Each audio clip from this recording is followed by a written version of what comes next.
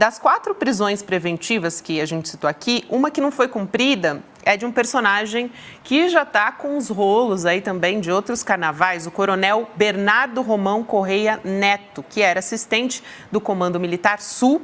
Ele estava envolvido num episódio junto com Mauro Cid de maus tratos a um cadete do Exército.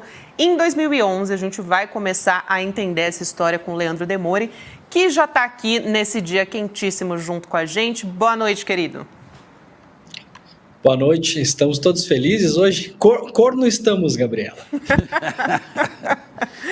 É dia de festejar a democracia, porque afinal as coisas começam a acontecer, né?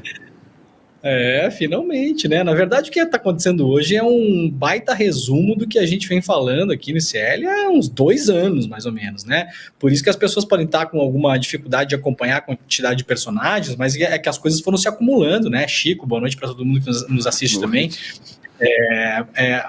As situações foram se acumulando, a gente viu muito do que a gente não tinha visto ainda na CPI do golpe, em Brasília, muita coisa saiu também lá na CPI do DF, uma CPI importante, teve muita coisa importante que foi revelada lá, foi uma CPI que acabou ficando meio de lado, porque era uma CPI meio secundária. Então, na verdade, se você pegar dos indiciados que foram pedidos no relatório da Elisiane Gama, por exemplo, em Brasília, vários deles hoje foram alvo de busca e apreensão e alguns de prisão. E aí, então, são vários personagens. A gente está destrinchando aos poucos, peço que as pessoas também acompanhem o programa hoje, amanhã de manhã no Desperta, no N1 a gente vai ter entrevistas também, a gente vai destrinchar tudo para vocês, para que vocês entendam, mas, ao mesmo tempo, nada disso é novo. A diferença é que agora isso foi transformado em uma operação, uma investigação policial de fato, as provas foram apensadas. Eu posso imaginar que quando levantarem o sigilo da investigação no futuro, a gente vai ver até várias matérias da imprensa citadas, isso acontece com alguma frequência, né? A Polícia Federal e o Ministério Público Federal costumam citar matérias da imprensa, que elas acabam se tornando uma figura chamada notícia de fato, né?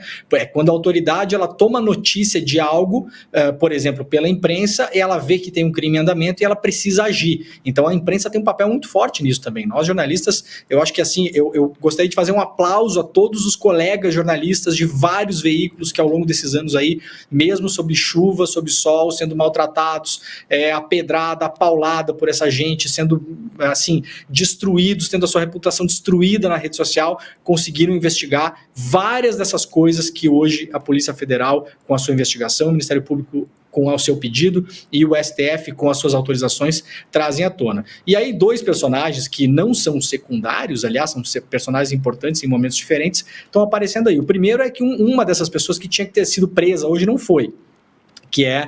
Era para ser 4 presos, acabamos tendo 3 presos. Um deles é um militar que está no exterior, por isso que ele não foi encontrado pela polícia, e a gente está com fotos dele aí, né, Gabi? Eu estou vendo aqui. Exatamente. A gente está colocando fotos dele aqui agora. Isso, a gente está com fotos dele aí, e ele é um velho conhecido do CID. Então, isso tudo que a gente está vendo hoje tem uma parte importante que é uma delação, a famosa delação do Mauro Cid. Essa delação só existiu por conta do trabalho da CPI, do golpe lá em Brasília, que a gente viu, inclusive a deputada Jandira Fegali, hoje de manhã, no N1 também, deu entrevista pra gente, foi uma peça importantíssima lá, porque, vamos lembrar para as pessoas, muita coisa as pessoas esquecem, pegaram os e-mails do Mauro Cid. E a partir daquilo, principalmente os e-mails que foram recuperados na lixeira, que eram os e-mails que ele trocava com várias pessoas, tinha lá o caso das joias e tal, e isso acabou levando o Mauro Cid a ter que fazer a sua delação, porque não tinha mais como o Mauro Cid fugir, ele se daria muito mal na justiça de todo modo. E aí começaram a aparecer os nomes dos militares, que eram nomes meio secundários, que a gente não ouvia falar. Um deles, esse militar, deveria ter sido preso hoje, não foi, agora a gente tem que ver se ele vai ser preso quando ele voltar ao Brasil, mas ele é um velho conhecido do CID, ele é da turma do CID da AMAN, e ele já esteve envolvido no passado na morte de um cadete da AMAN.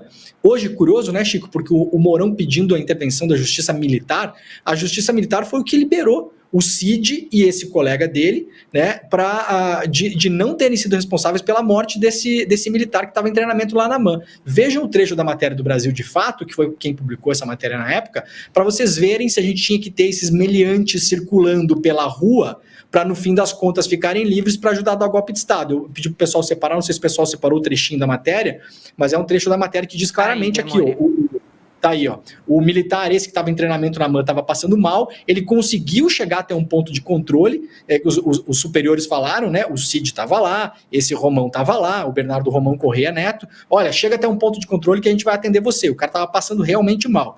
Quando ele chegou no ponto de controle, esse Romão, que devia ter sido preso hoje, ele chamou o cadete, que estava passando mal, de fraco, tá as coisas ali, playboy, fraco, se o pessoal puder voltar o print ali, pra gente terminar de ler o print, chamou o cara de playboy, filhinho de papai, e determinou que os outros colegas dele que estavam em treinamento derrubassem água dos cantis na cabeça dele, ou seja, ainda humilharam o cara. Sabe o que aconteceu com esse cara, Gabi? Esse cara morreu depois desse treinamento na AMAN. Sabe o que aconteceu com o Mauro Cid e com o Romão? Absolutamente nada. A justiça militar, que foi criada pelos militares, que é uma excrescência, que é um absurdo, que não existe em praticamente quase nenhum lugar do mundo, justiça militar para militares, absolveu o Cid, o Romão e outros 2 militares da morte desse cadete. Então, é só para lembrar, Gabi, Chico e audiência, que se a justiça tivesse sido feita antes, esse cara é um cara que estaria fora de circulação, por exemplo. Ele não estaria tramando um golpe militar. A gente vai empurrando esses militares,